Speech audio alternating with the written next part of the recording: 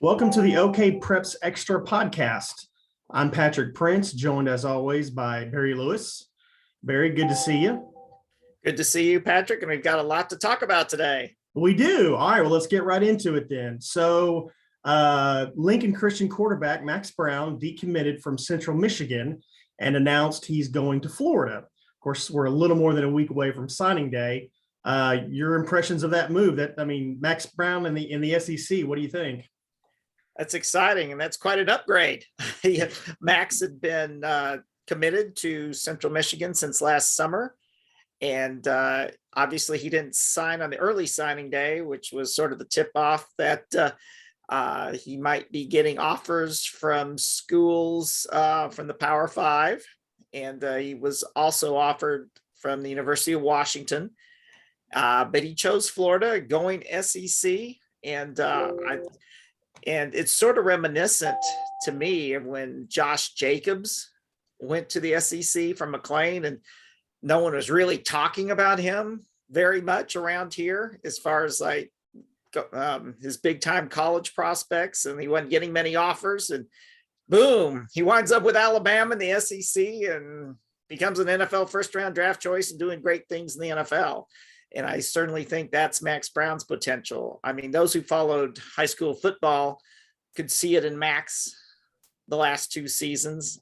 He's 6'3", 200 pounds, really powerful runner, and he can also throw it around. So very much a dual threat. Passed for 2,700 yards, rushed for 1,300 this past season, accounted for 61 touchdowns, so consistent, and also such a very clutch performer. I think he's going to do great at Florida, where he's going to join a signee from Owasso, Chris McClellan, defensive lineman. So Florida Gators are doing really well in Tulsa, and I think the sky's the limit for Max Brown. I'm really excited about his potential, and I can see him playing in the NFL in a few years. Really? Okay. That good. He's that good. I mean, if he continues to progress the way he has, I mean, he's got it all. Of course, still a long ways to go. I mean, you could say that in 2016 with Josh Jacobs, a long ways to go between then and when he was a first round draft choice in 2019. But I think if Max Brown continues on this line of progression, that definitely you can see him in the NFL. He just, I sort of had the same feeling about him as it did also, well, on the other side of the spectrum, Dax Hill, obviously 3 years ago, was very highly recruited out of Booker T. Washington. And now it is 3 years later, and he's declared for the NFL draft, and people are talking about him being a high draft choice. I saw Dallas Cowboys, one mock draft had Dallas drafting him. That would be exciting. So, but of course, it's really early to be talking about the NFL draft, but time flies, and Max Brown certainly has the potential to join people like Josh Jacobs and in the NFL. And Max, I really like his potential. I think Florida, he was sort of under the radar a little bit, but give credit to Florida. Big signing. Staying with recruiting for a minute, Bixby tight end Luke Hasz, former OU commit, decommitted after Lincoln Riley's departure, announced he's going to Arkansas. What do you think of that?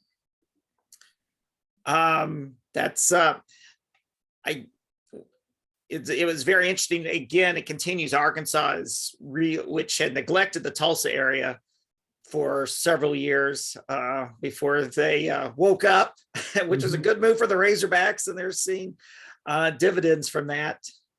And that's another big addition to the program. Again, there's still a long ways to go. I mean, looks very solidly committed to Arkansas, but he has just finished his junior season. So there is still about a year to go before he can sign next December. So you never know what'll happen. But assuming the Arkansas coaching staff stays in place, and that's why he decommitted from OU, because of the coaching shuffle there. It's another big addition from the Tulsa area for Arkansas. Yeah, it wasn't that long ago, Barry, that Arkansas would come into the 918 and get a Felix Jones or somebody like that. And they there was that little gap where they didn't. And like you just said, it seems like they're kind of making the Tulsa area priority again. I mean, I know recruiting emphasis changes with coaching staff, so that has something to do with it probably. But yeah, it's good to see. Different coaching philosophies, and I definitely think it is a mistake when coaches ignore the Tulsa area. I mean, after all, we were just talking about Max Brown and Chris McClellan. If Florida is interested in the Tulsa area, I think that is a pretty good clue to some other coaches. Hey, you should take a look around here. So we're filming this on a Tuesday. Signing day is next Wednesday, February 2nd. Any other signing day surprises we should be looking out for, Barry? We'll look and see, I guess, we'll look to see where Gentry Williams actually winds up. That's right. You have any thoughts on that, and you hearing anything? Not hearing anything. Just, of course, we didn't hear anything about Gentry not signing until for the early period until just before, like a day or two before. So that's probably the biggest story left for signing day on February 2nd. So we just wrapped up tournament week. I say we just wrapped up a few days ago in basketball. You saw a fair amount of games. How many games did you see during tournament week? Did you add them up? Well, actually, not anywhere close to the 22 I saw in 3 days at the Tournament of Champions. But I saw quite a few games last week. I was at the Port City Classic and then the Jenks Union Invitational. And it was some really great basketball. And it was a very interesting and somewhat pivotal week, especially in Class 6A. Jenks entered the week as ranked number 1 in the East and ended the week ranked number 3 as Booker T and Broken Arrow went past them. However, a week from now, we could be talking about more changes, because this week Booker T is hosting Broken Arrow, and then Broken Arrow is visiting Jenks. So who knows? Jenks could be number 1 when we talk a week from now. So things change. Class 6A, a lot of great basketball in the Tulsa area. We haven't been able to. This is probably the best year for 6A basketball in the Tulsa area in over a decade, as far as the depth of quality. So okay. It's very exciting. Again, this week's a big week. Other contenders for a state tournament berth around here, Union and Owasso are playing tonight as we speak. Tuesday they're playing it, and so that's another big game, especially when it comes to playoff seedings. We've got 2 weeks before the playoff seedings are determined, and Owasso still, if it can win out against Union and then Broken Arrow, then it's got a chance to be a regional host again. So just some huge games. There's huge games every night in the Frontier Conference, and it's really fun to watch this year. Yeah. Barry, I wonder if you might give us an update on All World, just kind of what you can tell us about where that process is. All right. Well, the All World selections for the various fall sports will be February 5th and February 7th through the 9th. Starts off on February 5th with football, All World football, and then February 6th will be Tulsa World All-State football. And then February 7th through the 9th, we'll have cross country, softball, and volleyball. So look forward to that. And today we had the Oklahoma Coaches Association's all-state football selections announced. And again, and I'll go into this, I always go into this when we make our Tulsa World all-state selections. There's such different ways. I mean, it's a huge contrast in the ways the Tulsa World's all-state team is selected and the Oklahoma Coaches Association's all-state team. For the Tulsa World, all players are eligible, freshmen, sophomore, juniors, or seniors, and it's basically focused on what they've done this past year Although in case of a tie, especially when we get to the seniors, their whole careers can be taken into consideration. And there's no limit to the number of players per team that can be selected.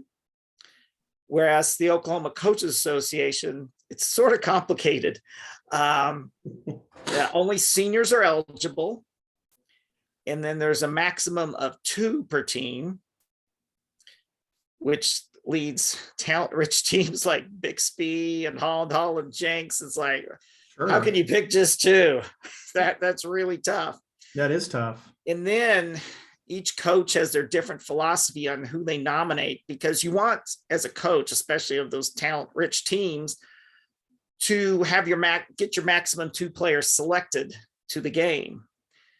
And so it's quite sort of complicated in strategy on how to make sure you get those 2 players selected. And of course, which 2 players do you choose? And then going into that also is, since major college signees don't play in the game, then you wrestle with the thought, do I put a player up for, as a coach for the Coaches Association, do I put a player up for All-State and who's not going to play in the game, and then risk only having 1 or 0 players in the game? Because it's not necessarily the case that one of your players is going to be replaced by another player from your team. So, like, for example, Braylon Presley, who is the Gatorade State Player of the Year, and he was announced as a selection for the Oklahoma Coaches Association team. I mean, that was the decision Lauren Montgomery had to make, that because Braylon's not going to be playing in the game because he's going to OSU, and OSU's not going to allow their players to play in the game. But you still put him up for that honor and have him get honored and receive that honor, or not? Or do you go for a player from your team, or use his slot for another player from your team who you know has a good chance of playing in the game, because he's not going to be getting, who's obviously deserving. They've got a lot of deserving players, and he can play in the game because he's not a major college signee. So and then the rosters, there's a quota per classification, which, hey, man, you're not kidding, Barry. This is pretty convoluted, man. it really is. It's a lot simple. In some ways, it's a lot simpler for me because I'm just going for the best players. Yeah. So regardless of class. And so that's why when you look at the Coaches Association team, that's why you may be mystified by, oh gosh, that player should have been a slam dunk to be selected to the team. Well, sometimes the players can get lost in the shuffle because of all these reasons, which I've just gone over. Again, some coaches they're going to want their best players to receive that honor, regardless if they're going to play in the All-State game. And then some coaches try to strategize and say, okay, who are my 2 best players who could actually can play in the All-State game, because they're not being signed by major colleges. Do college coaches go to the All-State games to recruit? Is that anything they would show up for? Not really. Okay. Just because. So it's not if you're a coach, it's not an exposure thing where you can say, hey, if I stick this kid in, he might get a look. Not really, because by then, your plans for the fall season, all your scholarships are filled, and plans for the fall season are pretty well finalized. I'm not going to say, just for all sports in general, it's probably not the case in football, where it's going to be exposure that's going to help a player get signed for football, at least for the immediate future.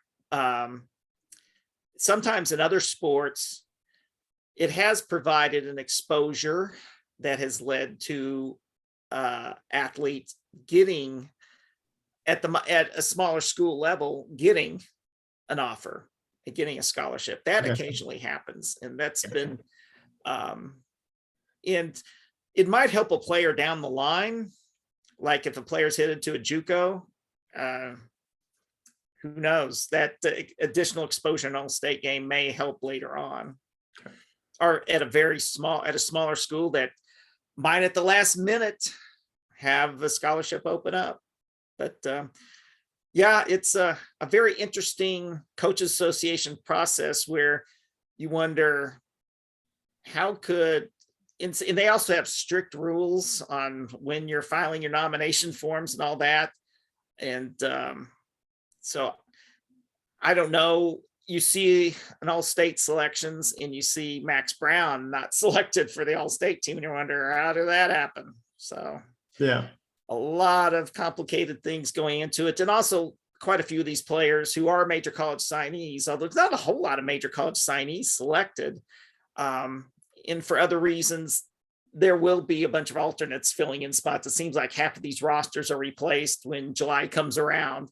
So if you don't see your favorite player on the all-state roster now, well, they might be an alternate and you could see them anyway on July 29th when the game's played at a site to be determined.